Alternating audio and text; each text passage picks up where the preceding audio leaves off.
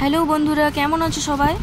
চলো আজকে দেখাই তোমাদের কিভাবে পাউরুটি দিয়ে পিৎজা বানাবো। খুব সহজভাবে আমি বানিয়েছি, তো খেতে হেভি টেস্টি।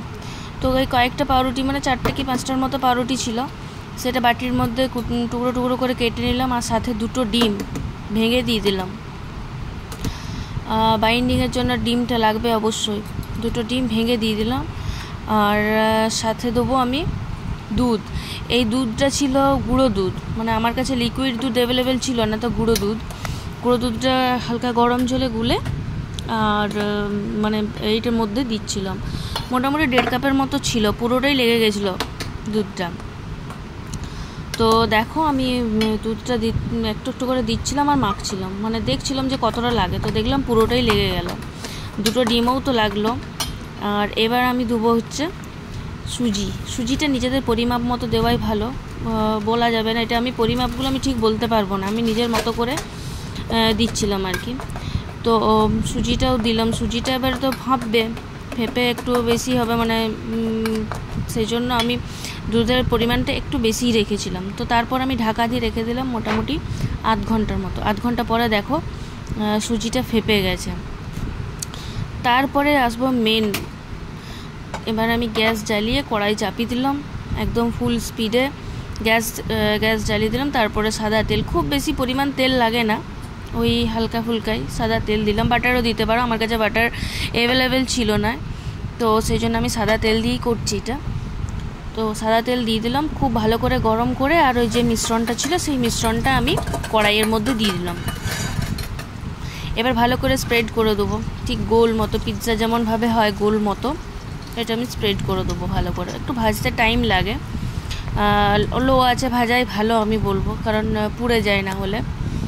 তো আমি প্রথমে ভুল করেছিলাম যে হাই স্পিড দিয়ে দিয়েছিলাম, কিন্তু তারপর দেখলাম না, লো আছে ভাজাটাই একদম বেস্ট। তারপর একদিকটা আমার ভাজা হয়ে গেছে। আর এখানে গোলমরিচ গুঁড়ো দেওয়ার দরকার ছিল, কিন্তু আমার কাছে গোলমরিচ গুঁড়ো ছিল না, গোটা গোলমরিচ ছিল, সেগুলো ভেঙে কুটি করে আবার গোলমরিচ গুঁড়োর মতো দিলাম। তারপরে এটা উল্টাতে হবে, আমি তো ভয় পাচ্ছিলাম উল্টাবার জন্য, কিন্তু ভয়ের কিচ্ছু নাই, ঠিক উল্টে যাবে, নিজে নিজেই উল্টে যাবে।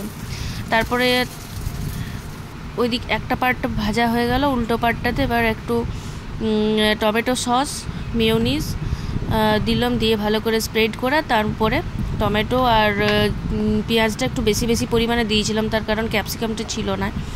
তারপর আমার কাছে চিকেন অ্যাভেলেবেল ছিল, যেহেতু সকালে চিকেন রান্না হয়েছিল, তো চিকেন অ্যাভেলেবেল ছিল। চিকেনটা ওখান থেকে 2 পিস নিয়ে আর টুকরো করে কেটে আর ওটার মধ্যে দিয়ে দিলাম। চিকেন না দিলেও চলবে। তো তারপরে চিকেন দেওয়ার পর আর আমি চিজ দিয়ে দিলাম। এবারে চিজটা ছিল আমার কাছে স্লাইসটা, আমি মোজরেলাটা পাইনি আমাদের এখানে। তো চিজ দেওয়ার পর আর এটা ঢাকা দিয়ে রেখে দিলাম। মোটামুটি এটা রান্না হবে 15 থেকে 20 মিনিট। 15 থেকে 20 মিনিট পর এলাম, দেখো পুরো গলে গেছে। তারপর আমি একটুখানি ওই চিলি ফ্লেক্স আর অরিগ্যানো ছিল, এটা আমার কেনা থাকেনি ঘরে, এগুলো আমি মানে কোথাও হয়তো পিৎজা খেয়েছিলাম, সেখান থেকে আমি নিয়ে এসেছিলাম, তো ছিল ফ্রিজে, তো সেগুলোই আমি দিয়ে দিলাম। এগুলোর জন্য টেস্টটা আরও কিন্তু বেড়ে যায়। তারপরে দেখো ঢাকা দিয়ে রেখে দিলাম মোটামুটি 5-7 মিনিটের মতো। তারপরে ঢাকা খুলে আমার রেডি হয়ে গেল।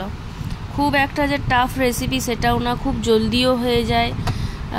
তো দেখো এটা রেডি হয়ে গেল আমার। এটা আমি মানে আমার থালার মধ্যে নিয়ে নিলাম, এটা কাটিং তো করতে হবে, তো তার আগে কিছু ফটোটাও তুলেছিলাম। তো দেখো এত সুন্দর দেখতে লাগছে, আর এটা এত সুন্দর খেতে হয়েছিল।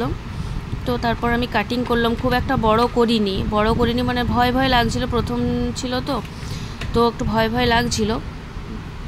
খেতে কিন্তু অনেক সুন্দর হয়েছিল। তো এই কাটিং করা হয়ে গেছে, এবার আমি বিবেককে দেবো, কারণ ওর ইচ্ছাতে এইসব করা।